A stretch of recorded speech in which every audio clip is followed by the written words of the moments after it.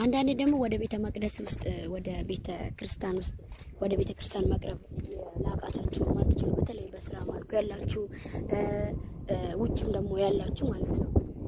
በእርግጥ እንደዚህ እንደኛ በቤተ ክርስቲያን ውስጥ ጸሎት መጽሐፎችን ላታገኙ ትችላላችሁ። ግን አሁን ጊዜው ሰልጥኗል። ሁሉ በእጁ ሁሉ በደጁ ነው። እንግዲህ ያው ቴክኖሎጂ ተራቋልና ያው ስልክ ደግሞ አጠቃቀም ወስነዋል። በደንብ ሁላችንም በስራ ከተጠቀምንበት እንደ ስልክ ጠቃሚ ነገር የለም፣ እንደ ስልክ ደግሞ ጎጂም ነገር የለም። አመለካከትና አጠቃቀም ይወስነዋልና ውጭ ያላችሁት ዩቲዩብ ላይ ሰርች አድርጋችሁ ብዙ እንትኖች አሉ፣ ሁሉም አለ። በቃ ምንም የሌለ ነገር የለምና ሰርች አድርጋችሁ በዚህ ጾም ውስጥ ማለት ነው መጾም ብቻ ሳይሆን ገድላቶችን አዳምጡ። የምሬን ነው የምላችሁና እግዚአብሔር ደግሞ ባላችሁበት ይሰማችኋል። የግድ ቤተ መቅደስ ቤተ ክርስቲያን ስለመጣ